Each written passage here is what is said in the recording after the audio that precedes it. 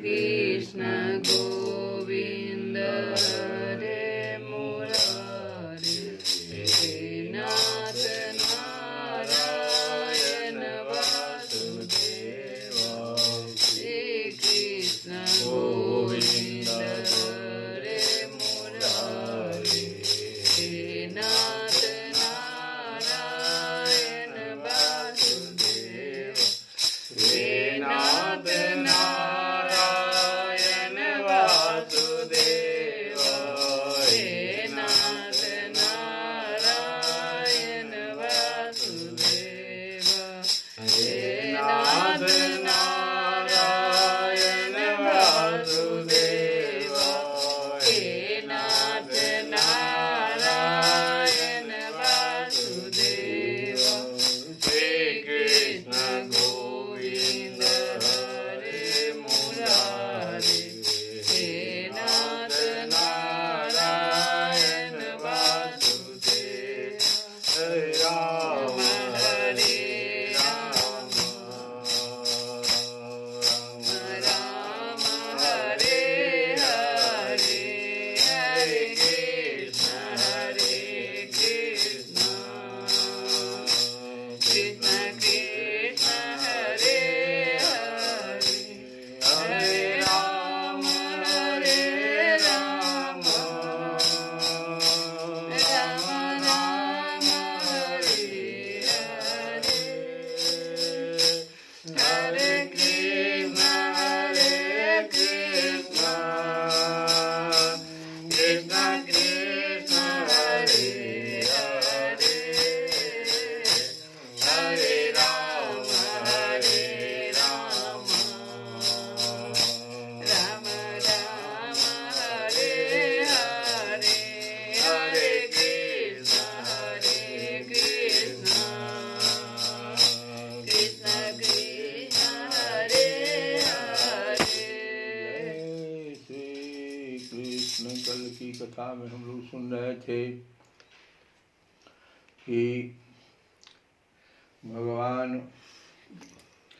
अब जो है ज्ञान दिव्यानन्दस्य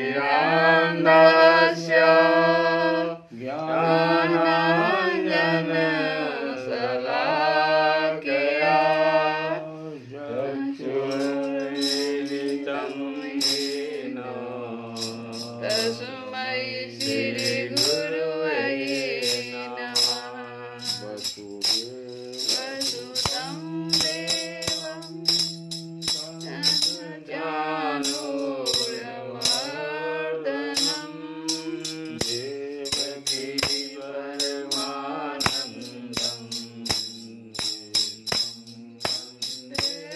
जगद्गुरु कृष्णाय वासुदेवाय हरे परमात्मने सकलक्लेशनाशाय गोविन्दाय नमो नमः। कल की कथा में सुन रहे थे कि भीष्म पितामह अपना प्राण भगवान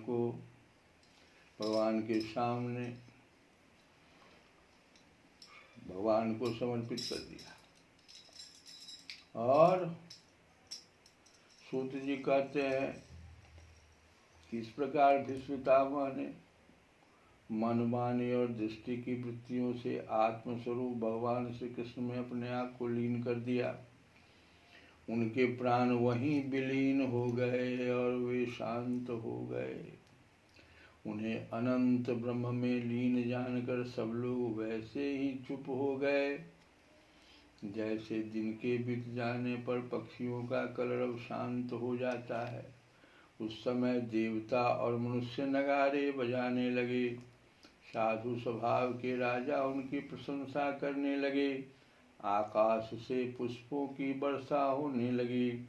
शौनक जी युधिष्ठिर ने उनके मृत शरीर की अंत्येष्टि क्रिया कराई और कुछ समय के लिए वे शोकमग्न हो गए। उस समय मुनियों ने बड़े आनंद से भगवान श्री कृष्ण की उनके रहस्यमय नाम ले लेकर स्तुति की। तो हम लोग भी भगवान की स्तुति आज गाए कि जहाँ ले चलोगे वहीं मैं चलूँगा। क्यों? इसलिए कि भगवान भागवत में कहते हैं कि भगवान हमेशा भक्त के वश में ही रहते हैं। तो इंसान कहे कि मैं बड़ा, तो धरती पर क्यों पड़ा? इंसान कहे कि मैं बड़ा, तो धरती पर है क्यों खड़ा? और धरती कहे कि मैं बड़ी, तो शेष के सर पर क्यों पड़ी? शेष कहे कि मैं बड़ा, तो शंकर जी के गले में क्यों पड़ा? और शंकर जी कहें कि मैं बड़ा, तो कैलाश जी पर क्यों खड़ा? यदि कैलाश कहे कि मैं बड़ा, तो रावण के डर से क्यों हिला? और रावण कहे कि मैं बड़ा, तो बाली की कांख में क्यों दबा?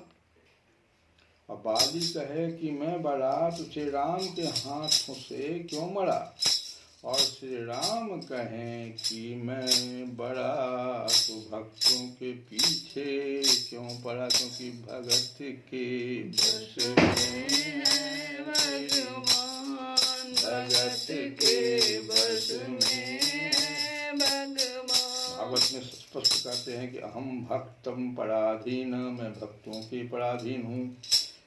तो हम सिर्फ कर्म कर रहे हैं, लेकिन भगवान को साथ नहीं रखते हैं। अर्जुन की तरह भगवान को साथ लेकर कर्म करना चाहिए। जहाँ ले चलोगे वहीं मैं चलूँगा, जहाँ ले चलोगे वहीं मैं चलूँगा।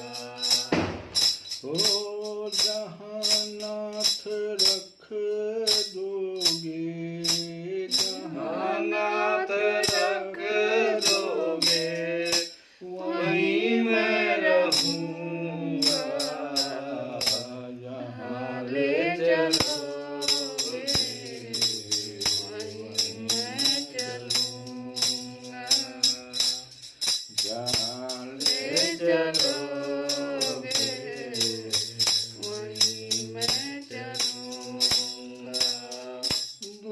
में सुमिरन सब करे, सुख में करे न कोई।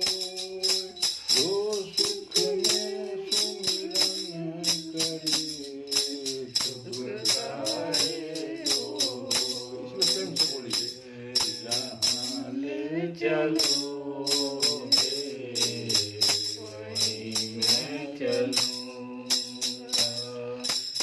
जीवन समर्पित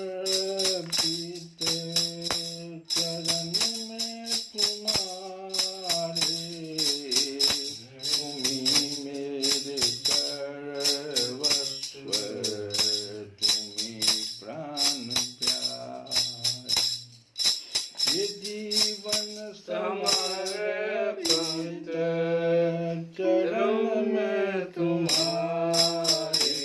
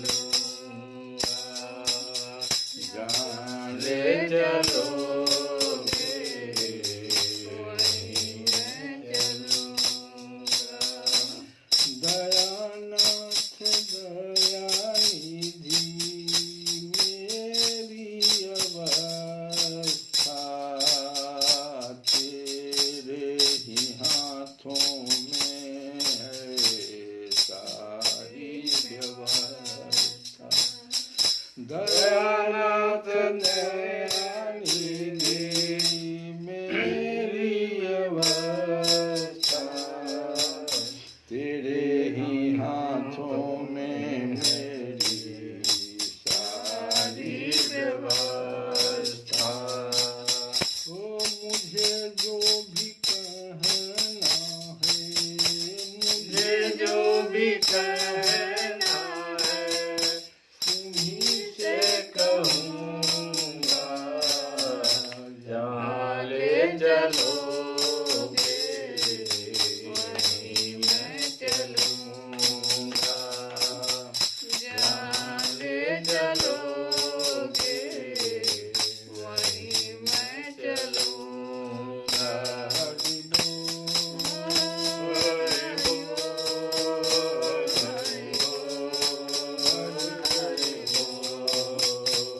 हरि बोल, हरि बोल, हरि बोल, हरि बोल,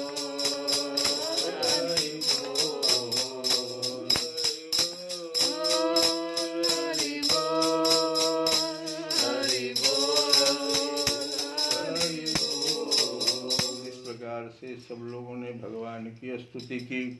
इसके पश्चात अपने हृदयों को श्री कृष्णमय बनाकर वे अपने अपने आश्रम को लौट गए।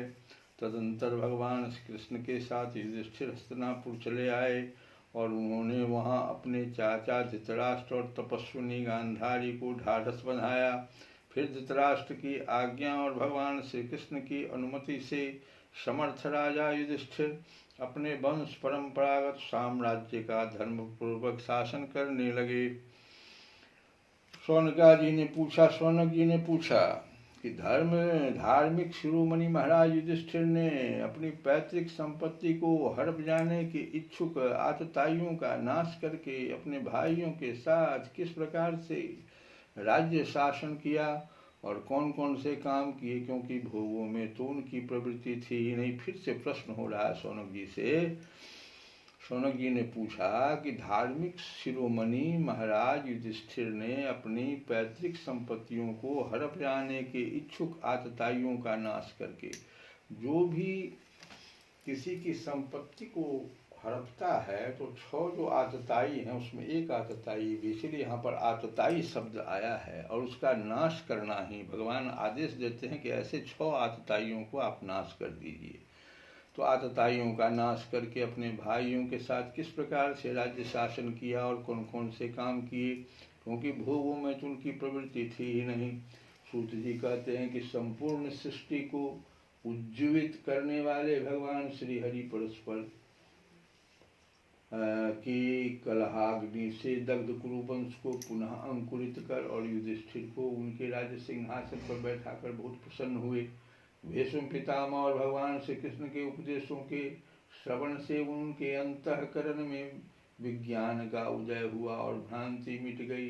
भगवान के आश्रय में रहकर वे समुद्र पर्यंत सारी पृथ्वी का इंद्र के समान शासन करने लगे। भीमसेन आदि उनके भाई पूर्ण रूप से उनकी आज्ञाओं का पालन करते थे। युधिष्ठिर के राज्य में आवश्यकता अनुसार यथेष्ट वर्षा होती थी। पृथ्वी में समस्त अभिष्ट वस्तुएं पैदा होती थी। बड़े बड़े थनों वाली बहुत सी गौएं प्रसन्न रहकर गौशालाओं को दूध सींचती रहती थी। नदियाँ, समुद्र, पर्वत, वनस्पति, लताएं और औषधियाँ प्रत्येक ऋतु में यथेष्ट रूप से अपनी अपनी वस्तुएं राजा को देती थी। अजात शत्रु महाराज युधिष्ठिर के राज्य में किसी प्राणी को कभी भी आदि व्याधि अथवा दैविक, भौतिक और आत्मिक क्लेश नहीं होते थे। श्री कृष्ण गोविंद हरे मुरारी।